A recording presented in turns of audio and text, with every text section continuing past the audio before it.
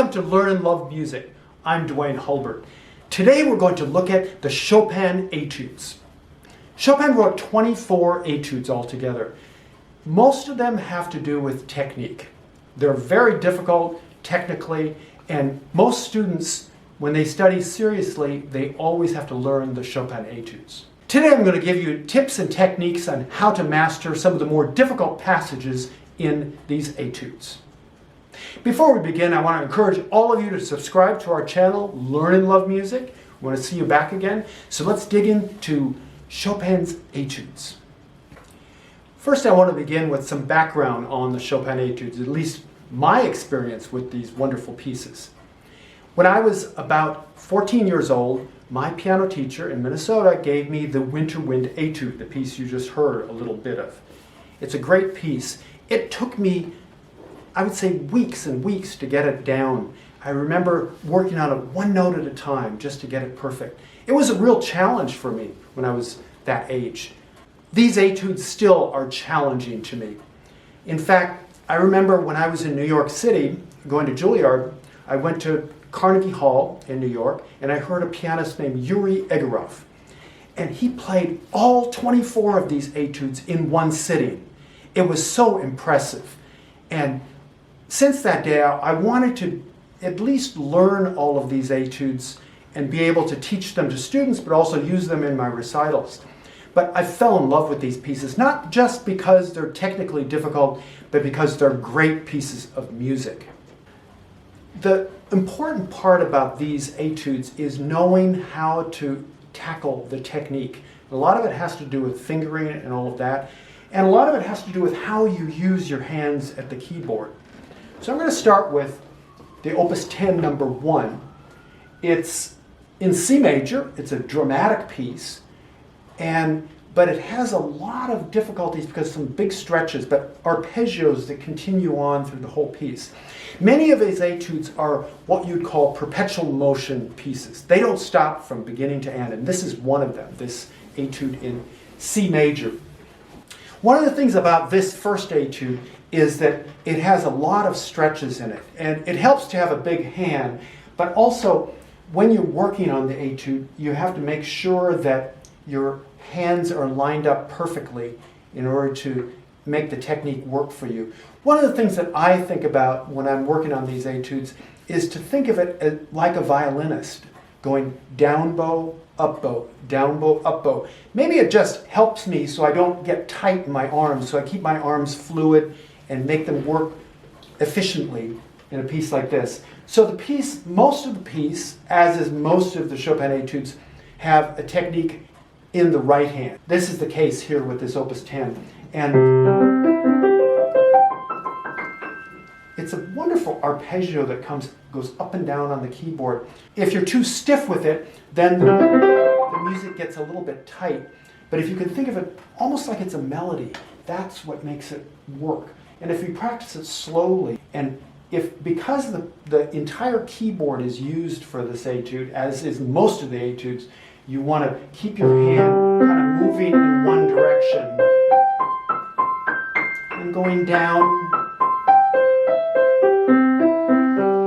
And as you go faster, you can develop some speed, fluency, and drama in these pieces. Here's a piece slowly. And as you go faster, it starts to become very natural, the motion. Because these pieces have so many notes in them, you have to stay relaxed in your arm. Now, as we go to some of the other passages in the piece, you'll find the same difficulties but with different chords. For example, the second arpeggio is this. So it has the same pattern as the first group, but much wider, big stretches.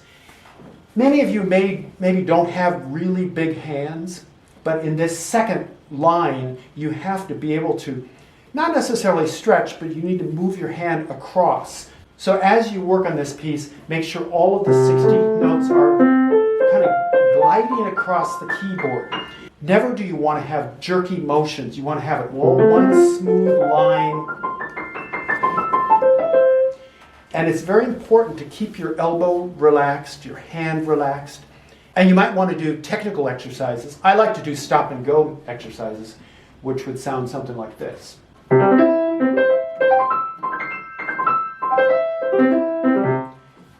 The entire piece has these patterns. Some of them are really big stretches, but it's important to start out slow and to work on exercises to get used to the technique in these pieces. Etude number 2 is in A minor, much different than the first one. More of a subtle etude, it's sort of a quieter touch, but it involves chromatic runs. And the chromatic runs have to go up the keyboard. But with this piece, unlike some other pieces, where you practice a piece and you work on scales, Chopin doesn't give you the option of being able to play scales because it's sort of like crawling up the keyboard with your 4th and 5th fingers, up and down, and some 3rd finger as well.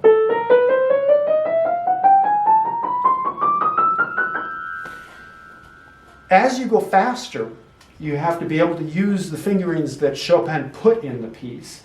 And you want to make sure that those fingers are kind of angled toward the top of the keyboard as we go up. So that you almost turn your hand a little bit toward the pinky and then just walk the fingers up the keyboard, making sure that you hit all the black keys and all the white keys with accurate fingering. That's not all you have to do, though. You have to play chords in your right hand underneath those chromatic notes. It's something like this. Here, listen to the chords underneath the chromatic lines. Chord, chord, chord, chord, chord, down, chord, chord, chord, chord, chord. And as we go a little bit faster, we keep that angle going toward this side of the keyboard with your pinky kind of sticking out that way. Not straight on because you aren't going to be able to get the technique working for you. So here it is. And underneath, the chords in the right hand have to be put in just the right place underneath the chromatic lines. So.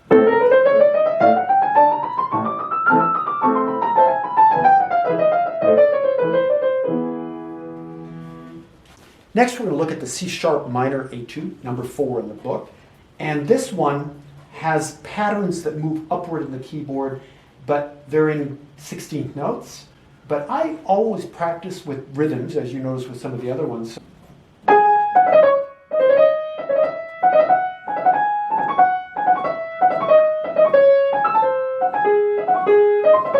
You notice at the end of that passage, suddenly, instead of having scales, we have big jumps. And one of the things that I do, I rotate the hand around these big jumps. I don't stretch them, I actually rotate to get to them. So it's this kind of... You'll notice that the bottom note has the accent and the top notes are much, much lighter. So when you play it fast, we're not going to play the upper notes heavy. We're not going to do... We're going to do... And Chopin puts an accent on those first notes, so you want to have those a little bit stronger. On the 4th line, you'll see that now the left hand takes over the technical part of the playing. And here we have, they're kind of like the first one we heard, only now in the left hand. First we have rhythms in the left hand.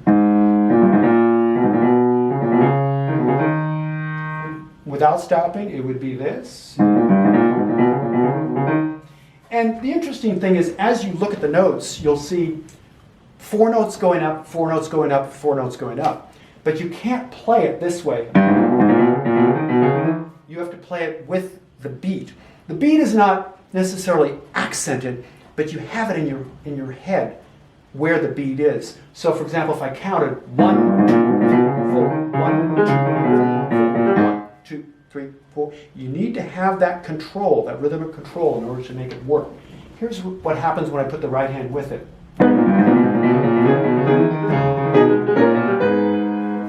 So it's rather challenging. But remember, rhythms really help. And it's important to show the listener where the beat is. So let's look at number 5. This is called the Black Key Étude. Most of the notes in this etude are played on the black keys. As all of you know who are pianists, the black keys are skinnier than the white keys, and so you're more apt to miss these notes because you have to land on a skinnier note on the piano. But it's really important, once again, to do rhythms, but staying very light. I'm doing a 6-note pattern. 1, 2, 3, 4, 5, 6, 1, 2, 3, 4, 5, 6, 1, 2, 3, 4, 5, 6. You do it quickly.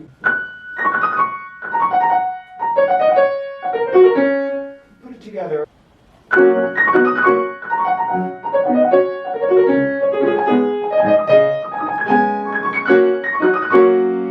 Going faster.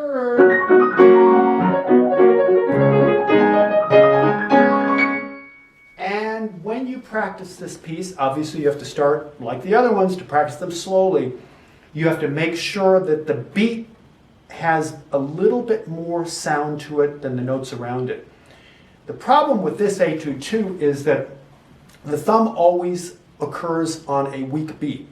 And if you make your thumb too loud, it might sound more like this. Sound heavy. So the thumb has to be really, really light. I haven't talked much about technique, but the most important thing with all of these etudes is to have a very level hand in technique. A lot of times I've watched or heard students play and they try to get around all the notes by moving their arms. But most of the Chopin etudes, in order to get speed, you have to glide across the keys, and the arm is very smooth in motion. The fingers do all the work. As we get faster, and even going up is a little more challenging as well. And starting in measure 3, you can work on the rhythms once again. I love this passage because a lot of the notes in this passage are either the thumb or the 5. And we put it together with the left hand.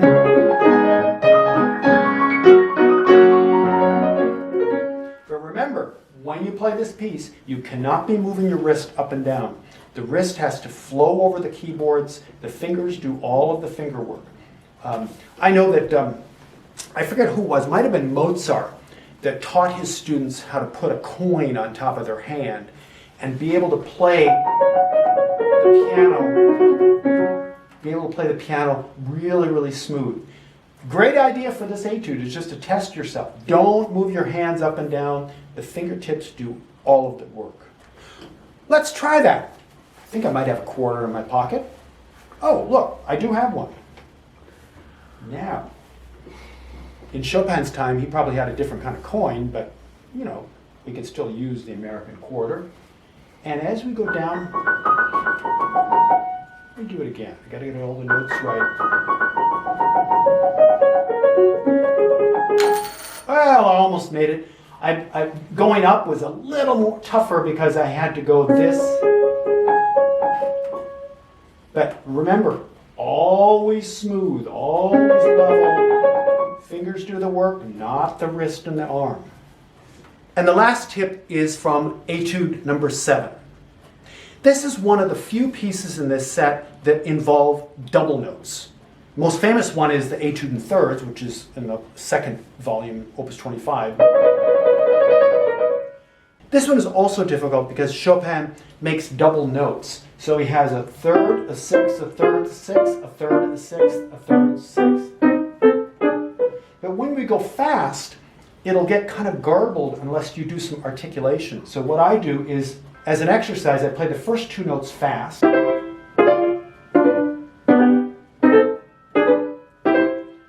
Now you know that you have to use the fingerings that are marked. I use 3, 2, 5, 1, 3, 2, 5, 1. So if I do this, if I do maybe a little faster, maybe bigger groups.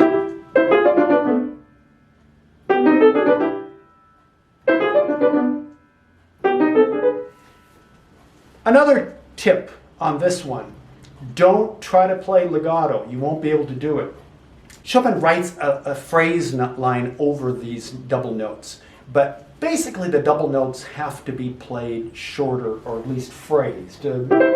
One of the things I like to do is to think about the 3 and 2 being more aggressive, not aggressive loud, but just. So we put it together. And we put it all together, and this is what it sounds like.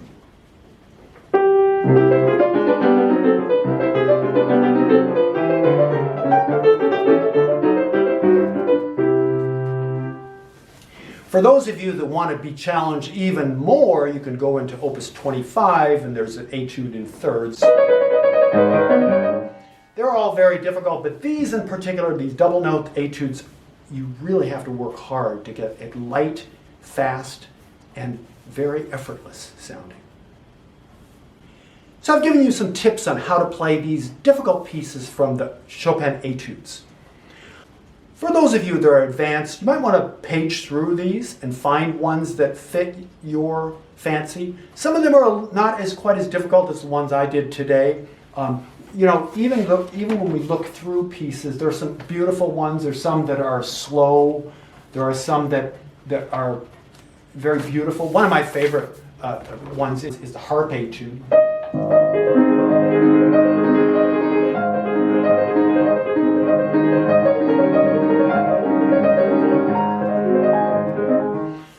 Explore these pieces. There's such a wonderful treasure trove of etude work and wonderful pieces of music as well. And make sure you check out on our companion video all of the Winter Wind Etude, the one I played in the very beginning, the one that I played when I was 14 years old. It's a great piece of music, and that you'll be able to hear in its entirety. Thanks for watching Learn and Love Music. I'm Duane Hulbert, and good luck with your Chopin Etude studies.